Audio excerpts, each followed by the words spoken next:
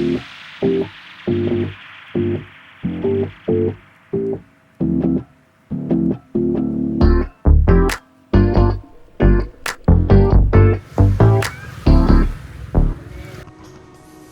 guys! Hi! Welcome sa vlog na to. So, sa vlog na to, gusto kong i-share sa inyo yung sobriety journey ko, yung pagiging hulas na champ kamba. So, yes, as what you have read sa post ko sa Facebook, I just reached my 365 days na hulas or sober.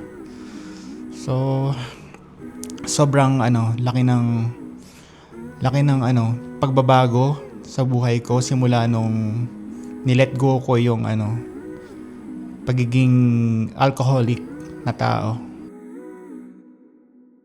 So yung first days sobrang emotional kasi dalawa lang yung pinagpipilian ko. It's either I have to go or I have to live and stay for my family. Yes, I was suicidal that night. With the help of my friends, we just finished our music video. Yung song na monologue ng Linisha Band, kinover namin. Tapos meron kaming ginawang music video para doon kasama yung anak ko. So, ngayon ko lang sasabihin sa inyo, my plan was to commit suicide right after I released that video. Yun yung plano ko talaga nun.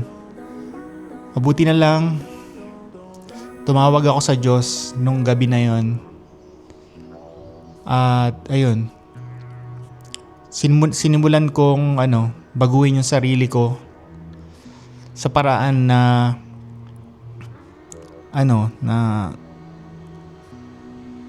alamin yung katotohanan sa sarili ko. Ano yung mga pagkukulang ko talaga, ano yung nagawa kong mali. Inamin ko yun sa Diyos. Inamin ko yun sa asawa ko, yung aking mga pagkukulang. Yun. So, sobrang lonely nung sinimulan ko yung hindi pagdalo sa mga birthdays, sa mga gatherings. And I also started detaching or disconnecting sa mga nagbibigay sa akin ng pabor na makainom ako ng alak. So kailangan talaga yun. Kung gusto mo talagang mag-let go sa alak, kailangan mong i-let go muna yung mga tao na nagpo-produce sa environment mo ng nagfi-feed sa'yo ng bisyo. Kahit yung iba, karamihan dyan sa mga friends ko, hindi rin naman ako pinapuwersa. Pero as someone who's addicted to alcohol, sobrang nagsasalivate o naglalaway ako pag nakakita ko ng alak. Gusto ko tunggain na agad, kakaupo ko pa lang. So ganun ako ka-addict sa alak. I lost my control, I lost my senses kapag sobrang lasing ako due to my ADHD. So sobrang hyper ako kapag lasing na lasing ako. And sobrang down ako kapag nahulas ako. Yung as in, super depressed ako kapag hindi ko na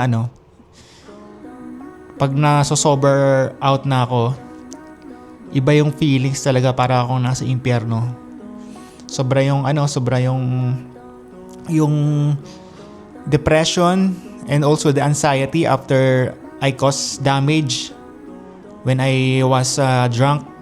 So iba yung iba talaga ako pag lasing ako because of my ADHD. So super hyper, and then sometimes I forgot things na I made damage. Hindi lang sa family ko, also sa mga tao na nakapalibot sa akin. But unfortunately, napalibot ako sa mga tao na pinababayaan ako. So instead of sabihan ako, they're just laughing at me. They were just letting me make mistakes. So, yun ang pagkakamali ko. Walang taong may care talaga sa akin that time. Parang pinabayaan ako kasi masaya ako. Parang happy-go-lucky sila sa akin kasi tinitreat ko sila ng alak, ng pulutan. We go everywhere drinking. So that's the problem. I was associated with this kind of people na pinabayaan lang ako. Right now, dito sa sobriety journey ko, I surround myself with talagang genuine na tao na kapag nag-meltdown ako or sometimes natitrigger ako, they're just letting me vent out, and then they are saying na okay lang tong pinagdadaanan mo, nandito kami, huwag ka mag-alala, hindi ka namin iiwan, and also try to avoid din yung trigger. So like those people, yun yung talagang kulang sa akin. Hindi nila ako hinaya mag-damage kasi nga kapag lasing ako, sobrang out of control na ako. So ayun, para sa mga gustong mag-let go dyan sa alcohol, try to understand your environment para malaman nyo kung ano talagang nagko-cause ng negativity sa buhay nyo. So try to de-associate or find a new environment na talagang makakatulong sa pag-let go ninyo sa alcoholism.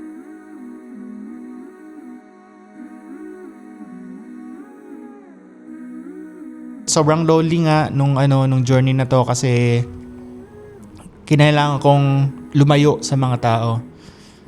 At dun ko nakita ko sino yung mga genuine, sino yung nandyan lang kasi meron ka.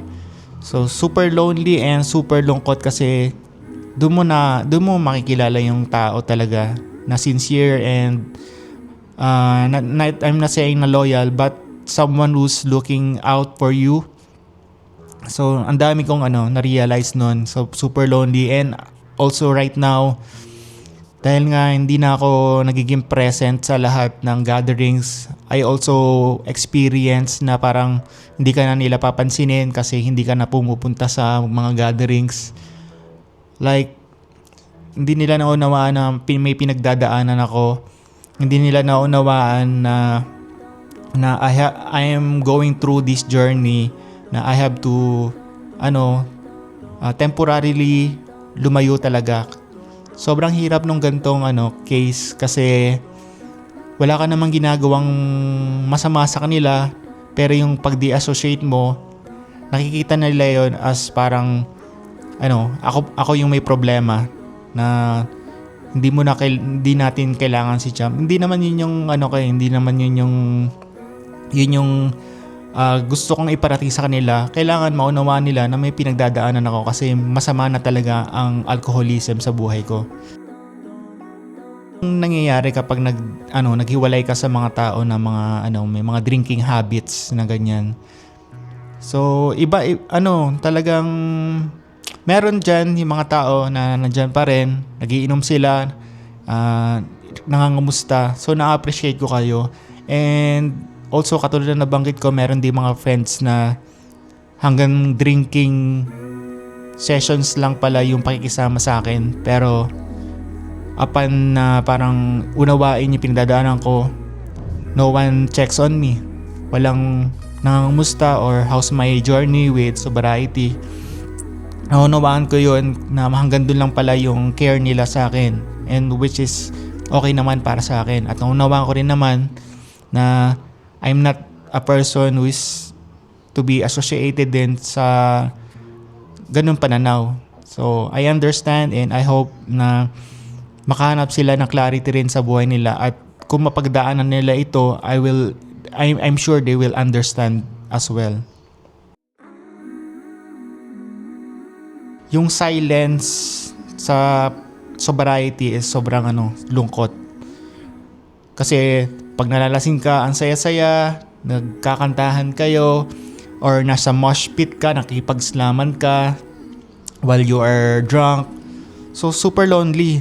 Actually nakakamiss yung yung makukulit days na ako. And also yung pagiging jackass ko, super nakakamiss din. Yung mga nakaka-hangout ko na sobrang tawanan, sobrang talagang sumusuka na ako. Talagang tumatawa pa ako kasi ang saya nung moments na ganun. And that's that's the saddest part sa journey na to, na talagang siguro may edad na ako, kailangan ko ng mag-outgrow yung mag-outgrow sa mga tao na to. Kasi dahil umiidad ako, kailangan ko ng maging maayos ang kalusugan, maging maayos ang presensya sa mga anak ko, maging good role model sa mga bata at saka sa mga taong tumitingala sa akin. So yun, super lonely din, pero naunawaan ko na isa na tong pace ng buhay ko na nagsinisik ko na yung peaceful and healthy na lifestyle. So kung napapagdaanan nyo to, you are on a right track na talagang ma-feel mo yung loneliness, pero lifetime mo naman dadalahin yung goodness and yung prosperity ng pagiging hulas mo. Yun nga, nagkaroon din ako ng identity crisis nung nilelet go ko na yung alak. So sino ba talaga ako? Ako ba ay mananatiling ganitong lasing na lang, magiinom, gagawin kong escape ang alak? So nandun yung identity crisis. So ano ba ako? Hanggang doon na lang ba ako? Yung parang sobrang damaging, manipulative, narcissist. So nagkaroon ako ng identity crisis. Ang una kong tiningnan is yung magiging good role model ba ako sa mga anak ko? Ano yung kailangan kong sirkulo na kailangang pigilan para hindi na may pasa ko sa mga anak ko, lalo na yung pagiging alcoholic. Gusto kong pigilan na yung alcoholism sa family ko. So I'm also urging my wife na sometimes na pag may gathering, try to drink tsaa na lang and coffee. And I'm sure na naintindihan din niya yung journey ko, na kaya ako nagiging sobrang controlling sa part na yon. Kasi nga I want to instill or try to change the culture sa bahay and also the lifestyle na no alcohol na sa family na to. So may difference yung pagiging sober and pagiging healed. So naging sober ako kasi mas pinili kong mag-heal sa sarili ko, kasi yung alcohol naging escape ko siya doon sa mga past experience and trauma ko sa mga tao. Yun yung naging escape ko yung alak, na para bang pag malulungkot ako, iinom ako uli. Pag kinabukasan, malungkot ako, iinom uli ako. So, I had to heal myself. My emotional, yung mental, dun ko na prove sa sarili ko na kaya ko rin palang i-let go yung alak.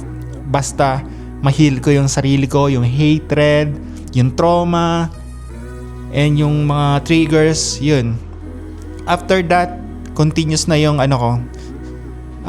pagpili ko ng maayos sa buhay ko. Kapag pala na-heal mo na yung sarili mo, yung mga impossible na mga hindi mo na kayang magawa, kaya mo na. Kasi na-heal mo na yung sarili mo, na-accept mo na yung sarili mo, na-accept mo kung sino ka, na meron ka ng solid ground.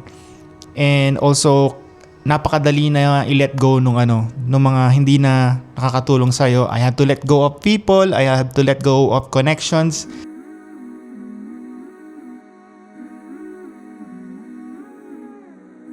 Nung nag-let go na ako sa alak, nalungkot din ako kasi nauwi ako sa ganitong case na naging sobrang addictive and also naging damaging yung sarili ko. Siguro marami akong pagkukulang, at isa na doon is yung mga nasurround ako ng mga maling tao talaga. Yun yung number one na naging cause ng addiction ko sa alak and why I was so damaging sa paligid ko. Nasa mali akong mga tao. Kaya piliin nyo rin yung pumapaligid sa sarili nyo. Hindi dapat laging alak ang pangunahing gathering. Magka-gather kayo yung kamustahan, magkakape kayo, and that's it. Kasi kapag super suppressed na kayo ng alak, meron mga unwanted na mga nasasabi or unnecessary na mga ginagawa o ginagalawan, parang ano na yun, parang part na ng high school life yun, ng childhood galawan. So try to be mature na piliin mo yung connections talaga na magna-nurture sa'yo bilang isang adult. You talk about business, you talk about finances, you talk about your health, and you encourage na kayong magkakasama, encourage nyo na we live a healthy lifestyle. Ganun yung mga siguro sa age ko na, sa era ko na, ganito na yung hinahanap namin. So yun, meron din akong na naging na-depress din ako nung nilet go ko na yung lifestyle ko. Pero ang laki nung kapalit. As in 100 times na yung kapalit na na genuine happiness na dumating sa buhay ko.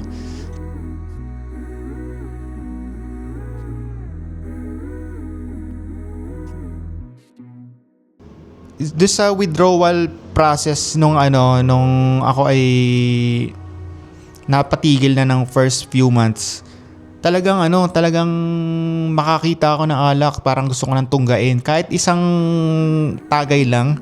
Kaya ang ginawa ko, lahat ng alak dito sa bahay pinagtatapon ko or pinamigay ko na sa mga gustong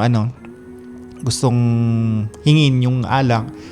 So may withdrawal talaga, yung parang na-urge ka, yung parang gusto mong iniinom ka lagi. Kaya ako parang minsan pag napapalumod ako lagi na gusto kong uminom, yun yung part ng withdrawal process ko.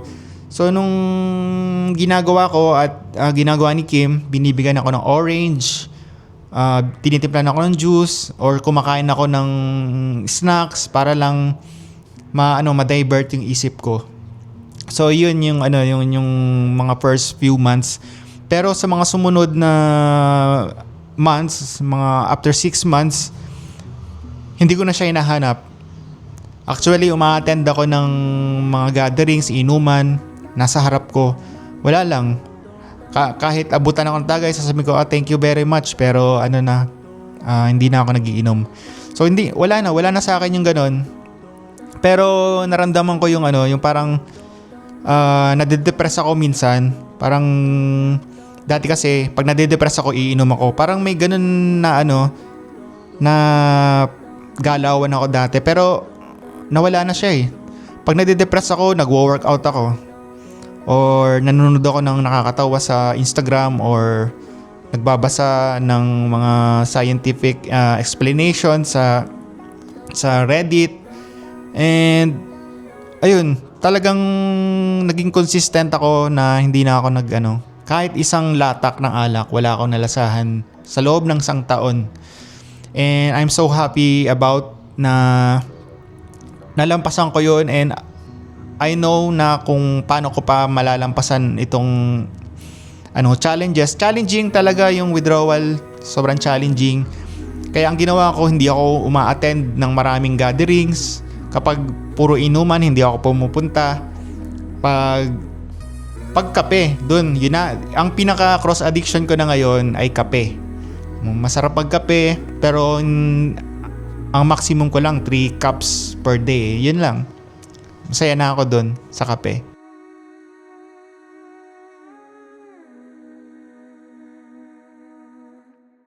So yung pagiging sober, sobrang boring nito. Para bang kapag ang ginawa mo is kailangan mo ng validation sa social media, mali yun. Kasi paano pag wala nang bumabati sa'yo, wow, hindi na nagiinom. Tapos maboboring ka kasi parang yung validation mo naka-attach sa mga tao instead of sa sarili mo. Sa sarili mo dapat i-validate yung pagiging sober mo. Unang ginawa ko dyan is talagang nag-detach ako, nag-unfollow, nag-disconnect ako sa mga tao dyan. Ang ginagawa ko talaga, ayoko na ng alak. Ayoko na ng alak kasi ayoko na talaga. Halos mamatay ako dyan. Halos parang iba yung buhay. Impyerno talaga yung alak sa akin. Kaya pinagsisihan ko na ako ay nag-inom ng alak. And luckily, and I am blessed with kids and a loving wife na sumusuporta sa akin. Importante yung may support system ka rin para ma-let go mo yung alak. Ayun. At ito yung first series ng aking sobriety journey. And abangan niyo yung mga susunod ko na mga talks about sobriety. And thank you for listening and thank you for watching that music video that I just released with my bands The Scopelines. So thank you very much and keep detaching yourself from the bad environment and see you guys sa next video. Cheers!